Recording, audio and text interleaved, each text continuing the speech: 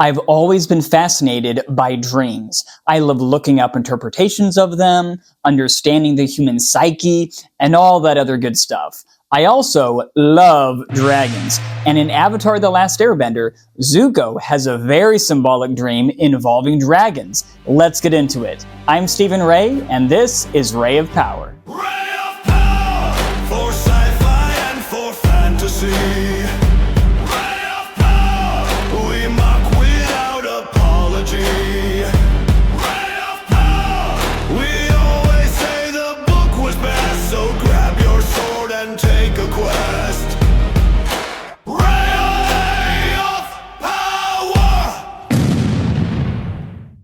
Avatar The Last Airbender is absolutely epic. I even made a jack-o'-lantern of Avatar Aang just a few days ago.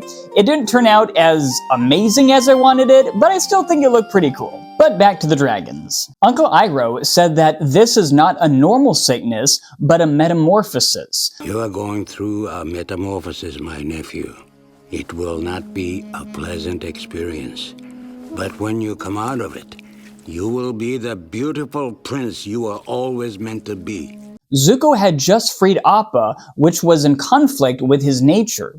He finally asked himself what he wanted instead of what his father wanted. Iroh spoke as if he knew everything about it, almost like he had gone through it himself. Uncle Iroh had turned from fighting for the Fire Nation and trying to conquer Ba Sing Se to serving tea to the Emperor of Ba Sing Se. He definitely went through a metamorphosis and probably had similar dreams. He also learned the true nature of firebending from the Master Dragons as well. More on them later. I like how we immediately know that the scene is a dream by how off everything feels. The same feeling comes when Aang has nightmares about the Fire Lord. By the way, is Aang dreaming that he was Goku?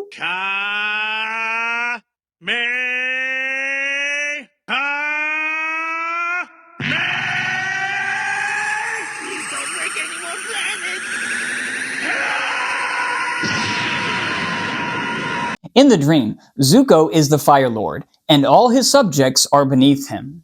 This is not simply a dream of the future, as he doesn't have his iconic scar. It's a desire that can never come true, at least not in the way he wants. However, it's interesting to know that soon after he wakes from his dream, he later meets up with Katara, who considers healing his scar. Whether it would work or not, we'll never know. But it's interesting that he dreamed of not having a scar, then later almost had the option to get rid of his scar. Let's look at the symbolism of the dream, because this one is packed full of meaning. One is that his old dream, or you could say his goal of being the Fire Lord and getting his honor back, is crumbling. His old fantasy and goals are dying, and he doesn't know what he himself wants. His mother is also mentioned. Azula, the blue dragon, as this is clearly her voice, says to Zuko that he should sleep, just like mother. Sleep, just like mother. We see a glimpse of his mother crying out for help. If Zuko hadn't have started thinking for himself, he would have never gotten to the place where he could demand his father to tell him where his mother was. We also see the emphasis of the word sleep in the dream. Mostly, the word sleep is referring to mental sleep, as in not being aware of the truth. In fact, waking up in a dream often symbolizes coming to some realization in real life, or not being oblivious to something any longer. Falling asleep in a dream can mean we feel like we're missing something in our life, but can't quite put our finger on it. Zuko says that he's not tired, meaning he himself isn't aware of how wrong he is. It's getting late. Are you planning to retire soon, my lord? I'm not tired. Relax, Fire Lord Zuko. Azula continues tempting him to sleep, and we even see his eyes starting to close. Uncle Iroh, the red dragon, urges Zuko to stay awake and get out. No, Fire Lord Zuko. Do not listen to the blue dragon. You should get out of here right now. Go! Before it's too late. In real life, His uncle is constantly trying to get him to think for himself instead of believing what his father taught him. The question for Zuko is, will he go back to sleep and continue believing the lies of the Fire Nation, or have his eyes opened and see reality that the world hates the Fire Nation? I've learned everything, and I've had to learn it on my own. Growing up, we were taught that the Fire Nation was the greatest civilization in history, and somehow, the war was our way of sharing our greatness with the rest of the world. What an amazing lie that was. The people of the world are terrified by the Fire Nation. They don't see our greatness. They hate us, and we deserve it. Also, his decision will affect the Earth Kingdom. At the end of his dream, everything starts to crumble. Part of this symbolizes his mindset crumbling and his world changing, but it's interesting that the creators use the same sound effect for earthbending. Shortly after his dream, the Earth Kingdom, Ba Sing Se in particular, is on the verge of crumbling, and Zuko is at the very heart of it. Let's get into the actual dragons. The blue one has Azula's voice and tempts him to sleep. The color blue often symbolizes perfection and control in the Avatar universe. One hair out of place almost isn't good enough. Azula herself is the epitome of control and perfection to the extreme. Not just with her firebending, but her movements and even her words are very precise. Yes, we defeated you for all time. You will never rise from the ashes of your shame and humiliation. That was fun. She always looks before she leaps, a sharp contrast to her brother Zuko.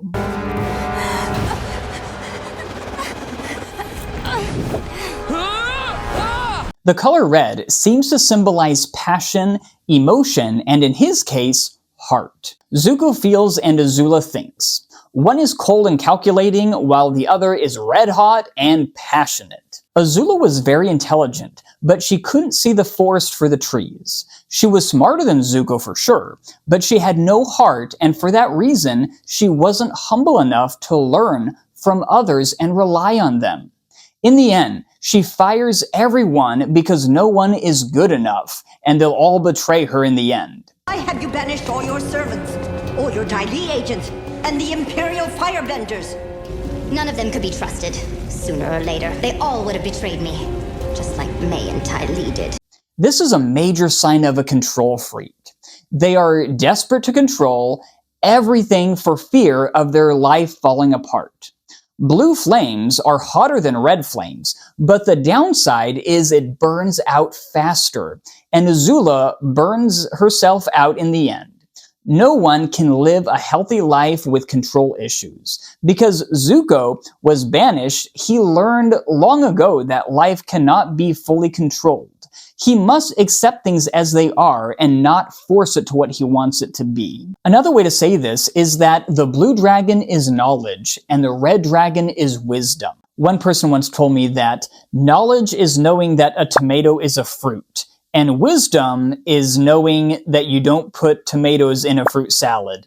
I don't know if that's the best example of knowledge and wisdom, but I found that a pretty accurate one. Too many people pride themselves by things they know, but most people don't know how to handle knowledge.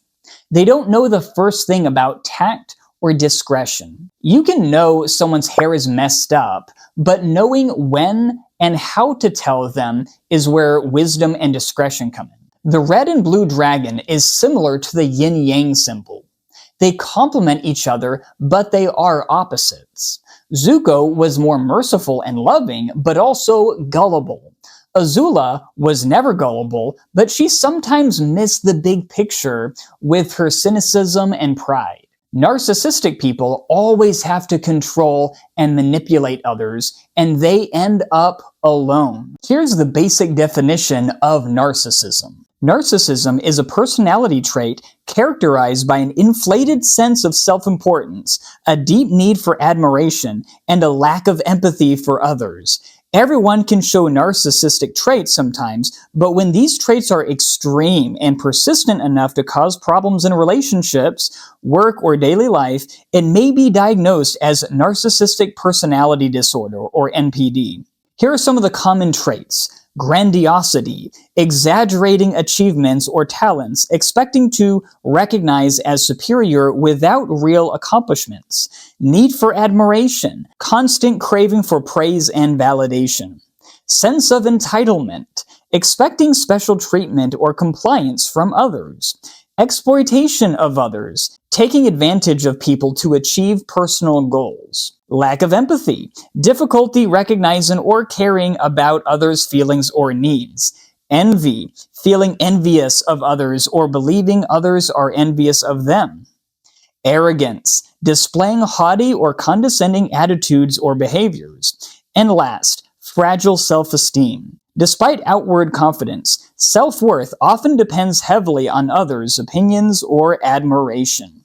Azula had every single one of these traits, and we see it, and we also see the end of narcissism, where everything crumbles because the life of a narcissist is sad and depressing, and you break down in the end because you can't achieve all those things all the time, and the attention will never be completely on you. All of these traits are clearly seen in Azula, and we also see the end of her life where she breaks down just like narcissistic people do. It's a very sad thing to see, but it's beautifully portrayed in Azula, and we see her end.